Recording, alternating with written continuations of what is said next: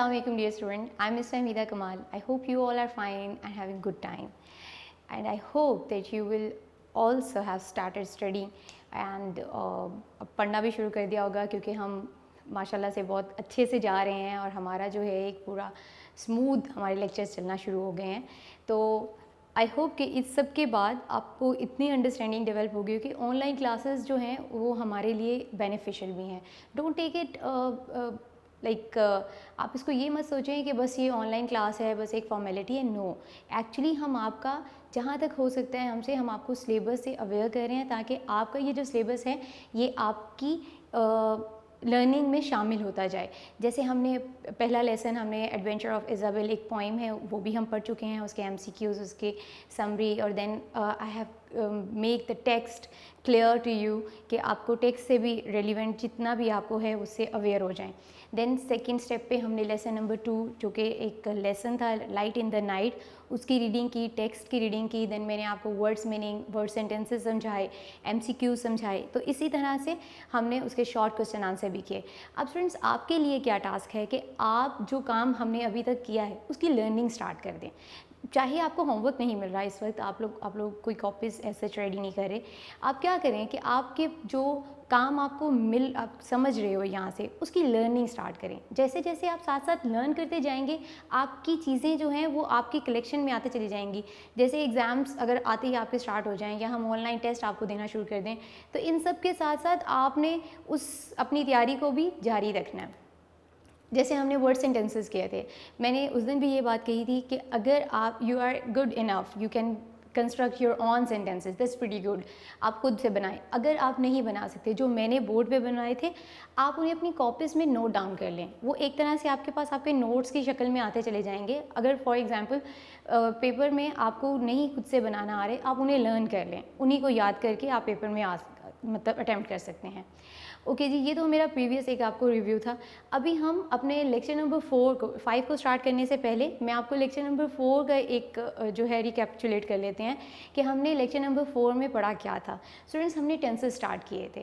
Tenses में मैंने आपको पहले भी बताया था कि टेंसेस में there is no need to be tensed, आपको बिल्कुल भी परेशान होने की ज़रूरत नहीं है। जैसे हमने उस दिन बड़े मज़े की बात की थी कि I have my tenses on my finger tips. किस तरह से मैंने आपको बताया था 12 टेंसेज होते हैं। Basically 3 tenses are the main 3 tenses and then उसकी each tense carry the 4 states। हर एक की 4 states हैं आगे से। किस तरह से? जैसे present, past and future, 3 major tenses हैं, ठीक है। प्रेजेंट में सबसे पहले इंडेफिनेट की बात होती है। इंडेफिनेट जो टेंस है वो हमने स्टार्ट किया था, लेकिन उससे पहले हम 12 टेंसेस को एक बार फिर से रिकॉल कर लेते हैं कि हाउ द 12 टेंसेज आर, किस तरह से होते हैं, कैसे होते हैं। Present indefinite tense, present continuous tense, present perfect tense, present perfect continuous tense. Then start with the past. Past indefinite tense, past continuous tense, past perfect tense and past perfect continuous tense. Let's start with future. Future indefinite tense, future continuous tense, future perfect tense and future perfect continuous tense. Students, इसके बाद I hope कि आप भी ये बात कह सकते हैं कि आपके जो टेंसेस हैं वो आपके फिंगर टिप्स पे हैं। Let's start with present indefinite tense. Present indefinite tense को उस दिन मैंने डिफ़ाइन किया था कि प्रेजेंट इंडेफिनिट एक्चुअली इनडेफिनिट होता क्या है। इनडेफिनिट एक ऐसी स्टेट है जो एक्शन के मतलब यूजुअल जो हमारे साथ हमारी रूटीन है, डेली वर्क को शो करता है, लेकिन ये नहीं क्लियर करता कि वो एक्शन जो है वो कंटिन्यू है, यानी वो चल रहा है या वो मुकम्मल हो चुका है, ये क्लियर नहीं होता। लेकिन उसके अंदर हमारे यूनिवर्सल ट्रूथ भी शामिल होते हैं और उसके साथ साथ हमारी डेली रूटीन्स भी उसमें शामिल होती हैं। उसके बाद हमने फॉर्मेशन को समझा, रिकग्निशन यानी उर्दू में पहचान, हमने उसको समझा कि जुमले की पहचान क्या है। उर्दू में जुमले के आखिर पे ता है, ती है, ते हैं, किस तरह आता है, मैंने वो भी आपको डिफ़ाइन किया था कि किस तरह से मैंने इंडिकेट किया था कि जुमले के एंड पे जो ता है, ती है, वो बाकायदा इंडिकेट करता है कि this sentence belongs to present indefinite tense. फिर उसके बाद हमने फॉर्मेशन स्टार्ट की थी। फॉर्मेशन में मैंने दो हिस्सों में इसको कैटेगराइज किया था। First part was about the use of main verb. हम मेन वर्ब कौन सा यूज़ करते हैं। Verb as you know that this is the action. Action words को हम वर्ब्स कहते हैं जो एक्शन पास करते हैं। जैसे वर्ब की फर्स्ट फॉर्म इस टेंस में इस्तेमाल होती है। वर्ब की फर्स्ट फॉर्म जिससे for example go, eat, play, मतलब ये सब फर्स्ट फॉर्म है। गो की सेकेंड फॉर्म क्या होती है, went, and third form is gone. तो इस तरह से जो फर्स्ट फॉर्म ऑफ वर्ब है लाइक गो, वो हमारी इस टेंस में इस्तेमाल की जाती है। The next step of the formation was use of helping verb, कि इस टेंस में हम कौन सा हेल्पिंग वर्ब यूज़ करते हैं। हम इस टेंस में स्टूडेंट्स डू और डज, ये दो हेल्पिंग वर्ब जो हैं वो इस्तेमाल करते हैं। When we go to the negative sentences, then I explain that how we make the does, हम does बनाते कैसे हैं। सिंपल सेंटेंसेस की बात करें तो सब्जेक्ट के साथ वर्ब की फर्स्ट फॉर्म प्लस एस और ई एस। अब एस और ई एस का क्या मतलब कैसे इस्तेमाल करते हैं हम स्टूडेंट, जब हमारा सब्जेक्ट सिंगुलर होता है। As you know in your notes page number, अगर आप अपने नोट्स के पेज नंबर 68 पर देखें तो यहाँ पर बाकायदा एक टेबल आपको ड्रॉ कर दिया गया है जिसमें सिंगुलर्स जो हैं सब्जेक्ट, जिसमें he, she, it, a person और a thing and place are there, तो वहाँ पर हम डज यूज़ करते हैं। And when the plural subjects are there like they, I, we, you. अच्छा स्टूडेंट्स, मैं एक और चीज़ आपको क्लियर करती जाऊँ कि हम सोचते हैं आई तो सिंगुलर है, लेकिन why we take it in like हम उसको ये क्यों कहते हैं कि ये इसके साथ डू इस्तेमाल होता है। स्टूडेंट्स, ये चीज़ मैं आपको एक बात क्लियर करती जाऊँ, जो प्रोनाउन होते हैं उनमें 3 पर्सन्स होते हैं। 3 पर्सन किस तरह से, first person, second person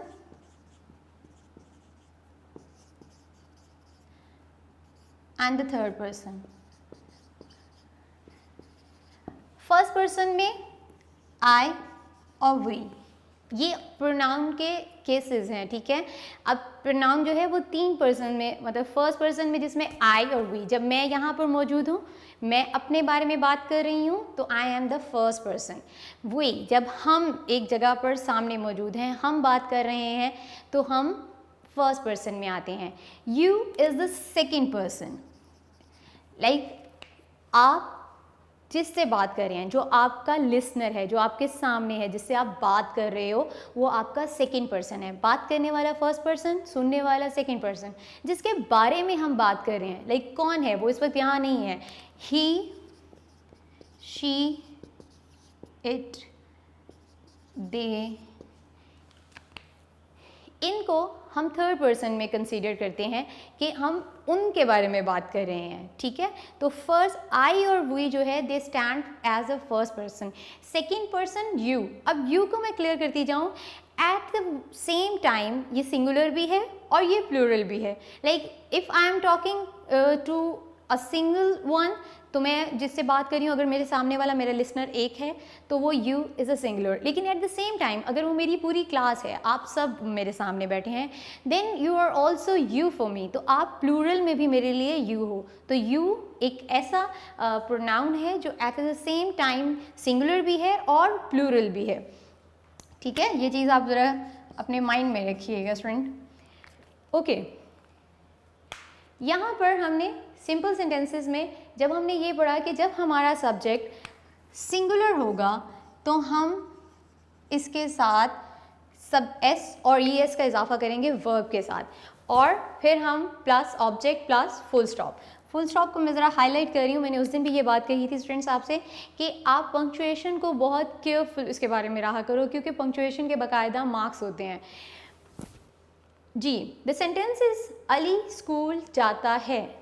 if you recall your previous lecture student, then आपको थोड़ा सा एक चीज़ अपने माइंड में अपने रिफ्रेश करो कि आपको मैंने एक होमवर्क दिया था कि आपने हर उर्दू का सेंटेंस जो है, उर्दू का सेंटेंस, उसमें आपने आइडेंटिफाई करना था which one is the subject, which one is your object and which one is your verb, कि इनमें आपका सब्जेक्ट, वर्ब और ऑब्जेक्ट क्या है। For example Ali, Ali is the action doer, ये आपका सब्जेक्ट है, ठीक है, ये काम करने वाला है, काम क्या है, जाना, जाता है। तो एक्शन यानी आपका वर्ब है जाता, और कहाँ जाता है यानी किस चीज़ पे आपका काम हो रहा है, आपका ऑब्जेक्ट जो है दैट इज स्कूल।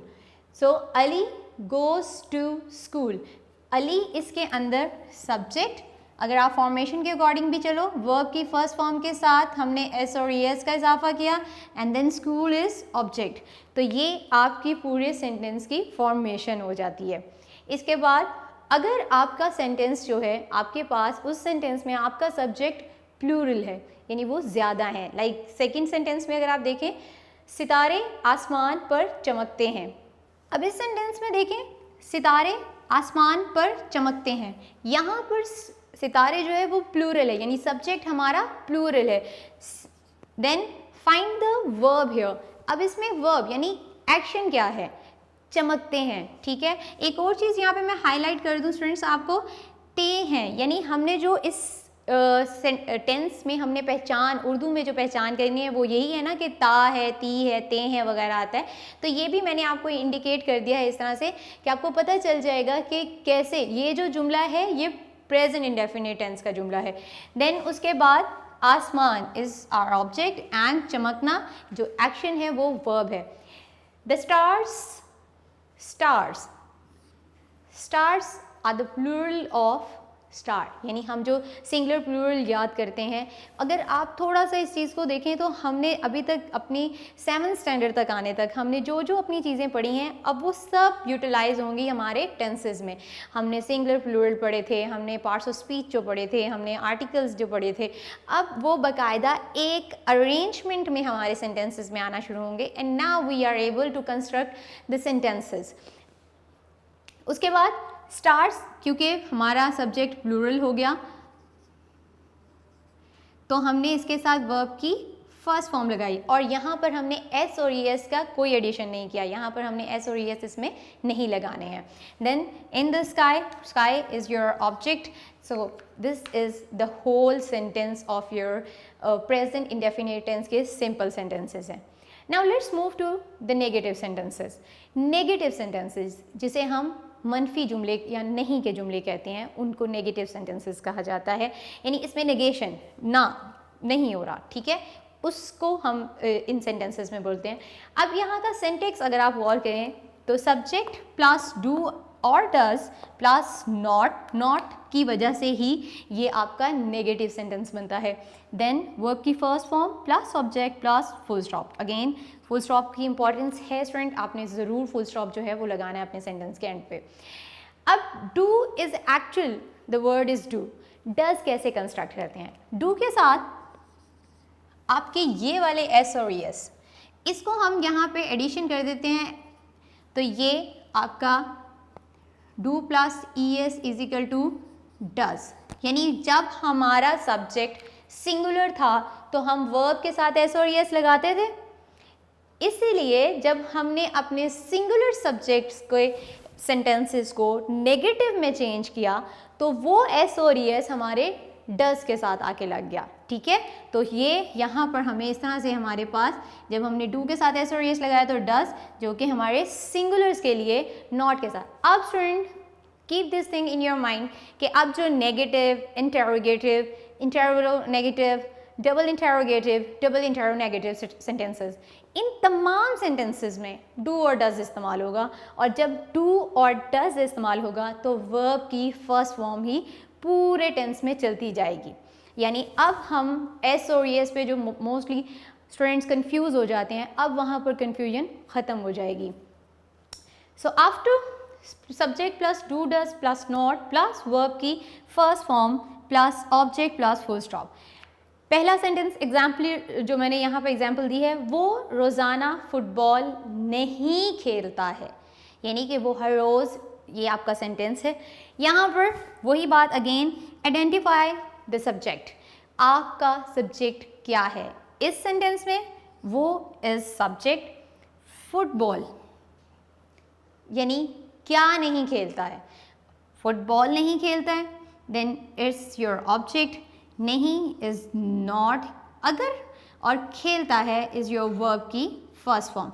अच्छा, अब मुझे ये चीज़ भी यहाँ पर आप बहुत अच्छे से अंडरस्टैंड कर सकते हो इसको। पिछले जो हमने सिंपल सेंटेंसेस किए थे, आफ्टर द सिंपल सेंटेंसेस, अब यहाँ पर अगर आप देखो तो नेगेटिव सेंटेंसेस में अब हमें किस तरह पता चलेगा कि ये मैं डू लगाऊंगा या डस। तो सबसे पहले आपने अपने सब्जेक्ट को अंडरस्टैंड करना है कि आपका ये जो सब्जेक्ट है वो ये सिंगुलर है, yes this is your singular subject. किस तरह से? ता है, वो खेलता है, यानी वो एक अकेला है, तो that's why your subject is the singular one. वो रोज़ाना फुटबॉल नहीं खेलता है, ही अब रोज़ाना नहीं खेलता है तो ये नहीं जो कौन सा नहीं होगा? Does not. So he does not play football daily, वो हर रोज़ फुटबॉल जो है नहीं खेलता। प्ले की वर्ब की फर्स्ट फॉर्म ही यहाँ लगाई है, ना कोई एस लगाया है और ना ही ई एस लगाया है, because our subject is the singular one. So he के साथ डस लगा दिया, देन नॉट डिमांडिंग योर, क्योंकि जैसे कि आपके सेंटेंस की डिमांड है not and play your verb की first form, he does not play football daily. Okay जी, द नेक्स्ट एग्जाम्पल इज तुम उसकी मदद नहीं करते हो। अब यहाँ पर वही बात जो मैंने आपको स्टार्ट में समझाई थी कि सेकंड पर्सन सिंगुलर भी होता है और प्लूरल भी, दोनों ही केसेस में यहाँ पर या आपके पास सिंगुलर और प्लूरल होता है। So that's why we use do here, हम इसके साथ डू इस्तेमाल करते हैं। तुम उसकी मदद नहीं करते हो, तुम इज एन एक्शन डूअर, तो ये हमारा सब्जेक्ट है। नहीं करते हो मीन्स क्या नहीं करते हो? मदद। यहाँ पर मदद जो है, तुम उसकी मदद नहीं करते हो, उसकी ये हमारा ऑब्जेक्ट है एंड मदद करना इज आवर वर्ब, ठीक है? मदद करना, नहीं जो है वो आपका डू नॉट होगा, ठीक है? And this one is your subject. You do not help him, तुम उसकी मदद नहीं करते हो। ओके जी, now come to the interrogative sentences. Interrogative sentences होते क्या हैं? सवालिया जुमले, यानी जिसमें हम सवाल करते हैं, ठीक है? हम सवाल क्या करते हैं? क्या ये मेरा जैसे हम हर जुमले में क्या लेकर आते हैं, ठीक है? क्या से मुराद ये कि क्या वो स्कूल जाता है, क्या मैं खाना खाती हूँ, क्या तुम मेरी बात सुनते हो। तो यहाँ पर हर एक के स्टेटमेंट के अगर एंड पे आप देखो तो एक क्वेश्चन है, एक आप सवाल छोड़ रहे हो, ठीक है? तो इंटरोगेटिव सेंटेंसेस कौन से होते हैं? सवालिया जुमले। अब सवालिया जुमलों में क्या होता है बेटा जी? वो जो हेल्पिंग वर्ब जो मैंने बिल्कुल स्टार्ट में आपको समझाया था, हेल्पिंग वर्ब अब हर लिहाज से इम्पॉर्टेंट है। हर स्टेप पे हेल्पिंग वर्ब का बहुत इम्पॉर्टेंट रोल है। वो हर जगह पर मतलब हेल्पिंग वर्ब ही होती हैं जो हर टेंस को वेरी करते चले जाते हैं, ठीक है? उनकी वजह से डिफरेंस क्रिएट होता चला जाता है। अब डू और डज जो हमारे हेल्पिंग वर्ब थे वो सेंटेंस के स्टार्ट में आ जाएंगे, ठीक? उसके बाद प्लस सब्जेक्ट जो हमारा एक्शन डूअर है, देन वर्ब की फर्स्ट फॉर्म, वर्ब की फर्स्ट फॉर्म ही चलेगी और अब यहाँ पर हम एस और एस का इजाफा बिल्कुल नहीं करेंगे। Then the object and plus question mark, कि हम यहाँ पर अपना क्वेश्चन मार्क यानी हमारा क्वेश्चन क्या है, हम मतलब किस तरह से ये पंक्चुएशन मार्क में आता है। तो स्टूडेंट्स इस चीज़ को आपने ज़रूर अपने माइंड में रखना है कि पंक्चुएशन मार्क्स जो भी आपके हैं, फुल स्टॉप है, अगर वो क्वेश्चन मार्क है तो वो आपने ज़रूर अपने सेंटेंस में लगाना है। फॉर एग्जाम्पल योर सेंटेंसेस, क्या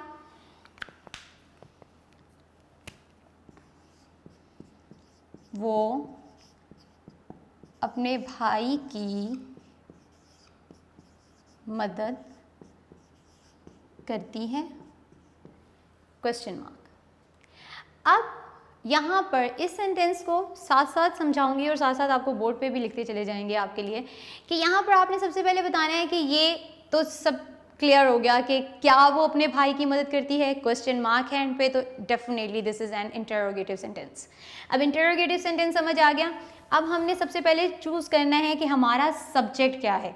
जब आप सब्जेक्ट को आइडेंटिफाई कर लोगे आपको बड़ा इजी हो जाएगा हेल्पिंग वर्ब लगाना, आपको बड़ा इजी हो जाएगा उसकी वर्ब के फर्स्ट फॉर्म को लगाना।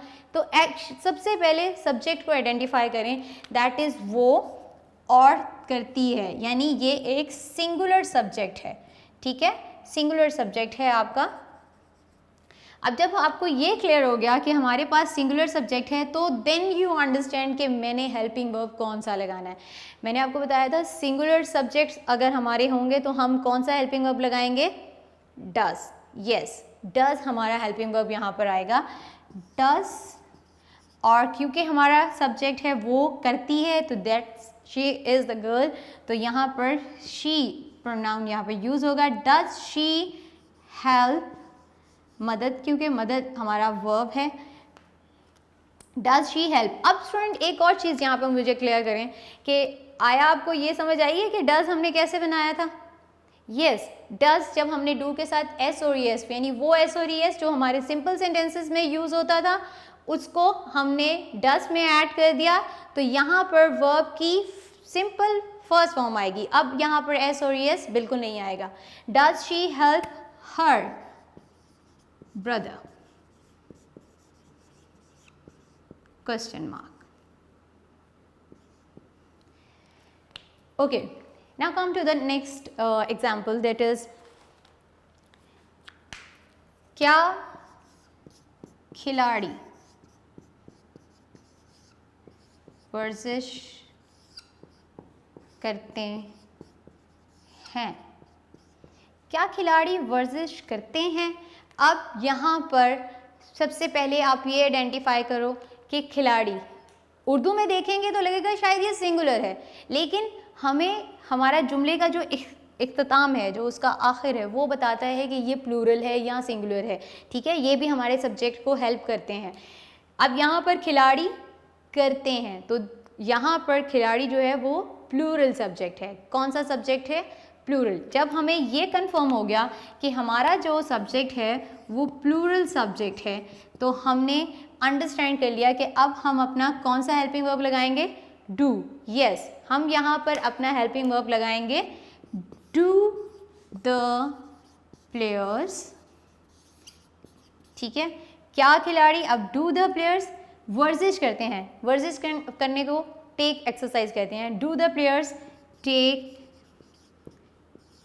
Exercise, question mark. सो यहाँ तक हमें ये समझ आ गया कि हमारे सिंपल सेंटेंसेस, नेगेटिव सेंटेंसेस और देन इंटरोगेटिव सेंटेंसेस में हमने डू और डस को अंडरस्टैंड किया। हमने सब्जेक्ट सिंगुलर या प्लूरल को अंडरस्टैंड करने के बाद हमें ये पता चल जाता है कि जब हम ये आइडेंटिफाई कर लेते हैं कि सब्जेक्ट सिंगुलर या प्लूरल है, तो हमारे लिए it become easier to understand the helping verb. Okay जी, the after understanding these 3 types of sentences. अच्छा जी स्टूडेंट, 7th क्लास में आपके 6 टाइप्स ऑफ सेंटेंसेस होते हैं।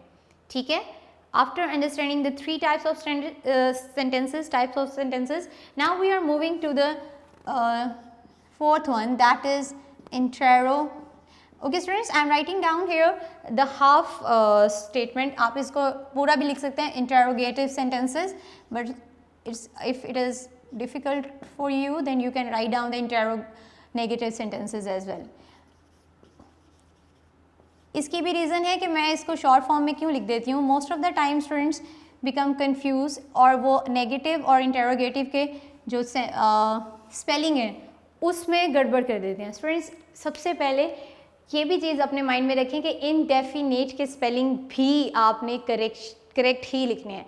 Most of the time students ये वाला आई अज़म कर देते हैं इनडेफिनेट के स्पेलिंग में, तो ये आप जब लिख रहे होते हैं तो आप केयरफुल रहा करें कि आपके स्पेलिंग करेक्ट होने चाहिए।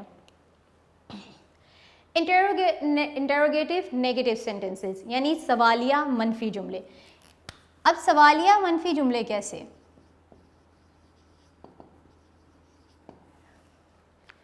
एग्जाम्पल दे देती हूँ पहले आपको कि सवालिया मनफी जुमले जैसे फॉर एग्जाम्पल, क्या बच्चे दूध पसंद नहीं करते हैं, यानी हमने यहाँ पर सवाल भी पूछा और हमने निगेशन भी लगाया, क्या बच्चे दूध नहीं पसंद करते हैं। इन शॉर्ट अगर मैं आपसे ये कहूँ कि ये हमारा नेगेटिव और इंटेरोगेटिव इन दोनों का एक कंबाइन, एक मिक्सचर सेंटेंस है।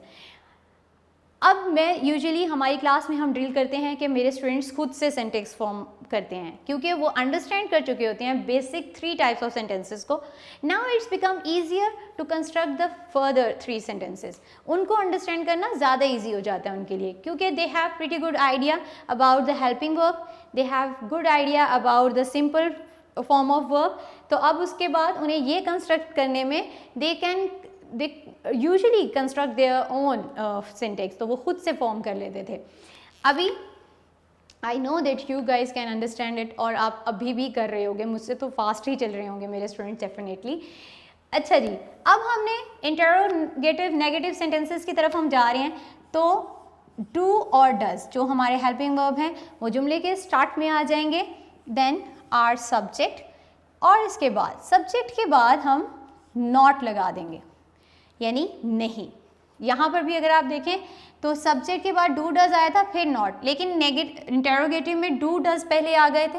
यानी हेल्पिंग वर्ब जब आप इंटेरोगेटिव कर रहे हो, आप सवाल का जवाब दे रहे हो तो हेल्पिंग वर्ब पहले आ जाएगा जो हमारे जुमले को सवालिया बनाने के लिए हमारी हेल्प कर देता है, इसलिए तो उसको हेल्पिंग वर्ब कहते हैं.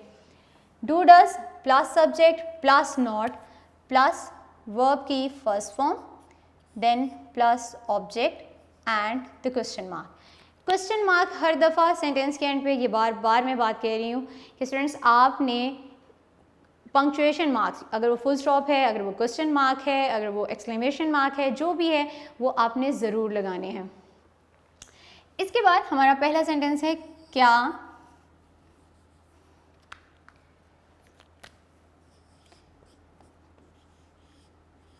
बच्चे दूध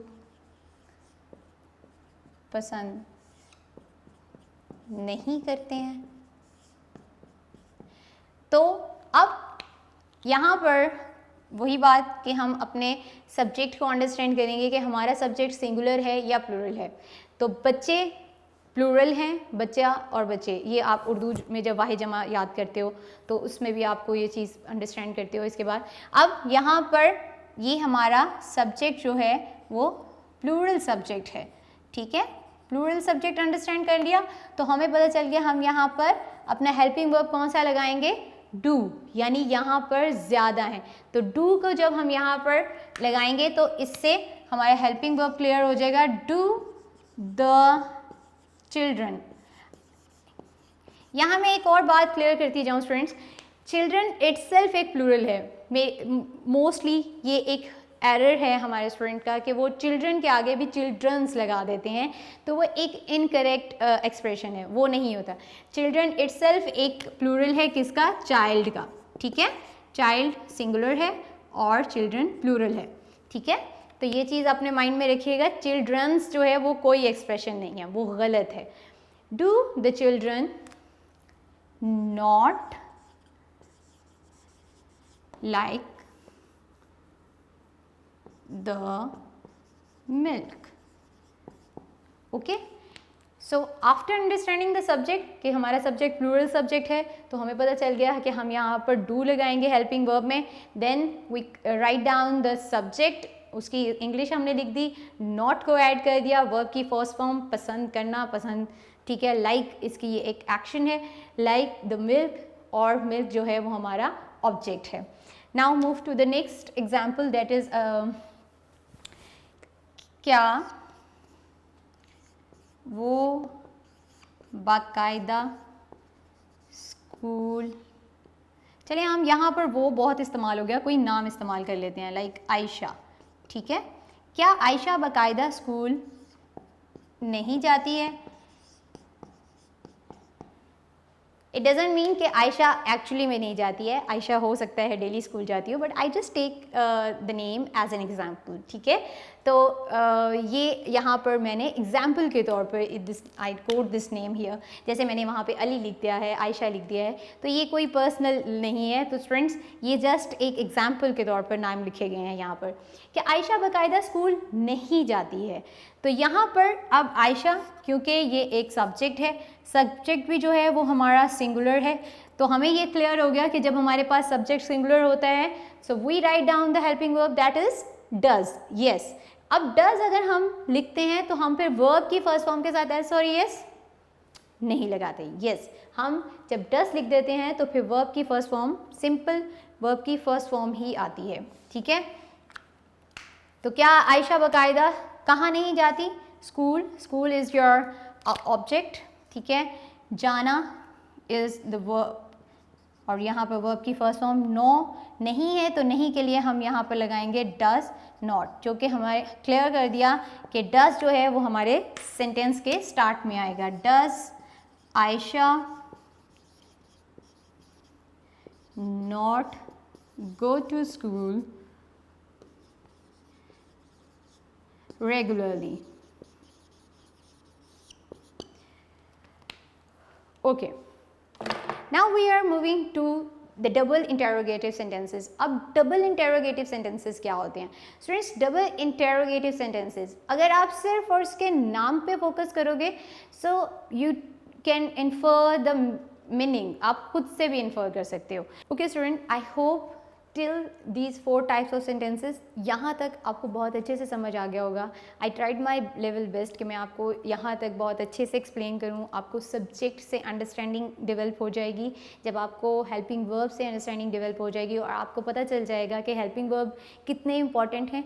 इन 4 टाइप्स तक हमने, मतलब ये they are very easier steps, यहाँ तक हमने स्टेप बाय स्टेप सीखा कि किस तरह से सबसे पहले सब्जेक्ट को हमने रिकग्नाइज़ किया, उसके बाद जब सब्जेक्ट हमें आइडेंटिफाई हो जाता है कि वो सिंगुलर है या प्लूरल है, तो फिर हमारे लिए हेल्पिंग वर्ब लगाना भी इजी हो जाता है। और जब हम हेल्पिंग वर्ब डज लगाते हैं तो हम वर्ब की फर्स्ट फॉर्म के साथ एस और यस नहीं लगाते। So there we can make it clear कि ये चीज़ तो आपको यहाँ तक क्लियर हो चुकी होगी। आई होप कि यहाँ तक आप अंडरस्टैंड कर चुके होंगे। इंशाल्लाह the next 2 types of sentences, क्योंकि हमारे 6 टाइप ऑफ सेंटेंसेस हैं तो 4 हमने आज किए हैं। जो नेक्स्ट 2 टाइप्स ऑफ सेंटेंसेस हैं, डबल इंटेरोगेटिव और डबल इंटेरोनेगेटिव सेंटेंसेस, इनको भी हम इंशाल्लाह नेक्स्ट सेशन में कंप्लीट करेंगे। आज के लिए इतना ही। Stay safe, stay at home. अल्लाह हाफिज़।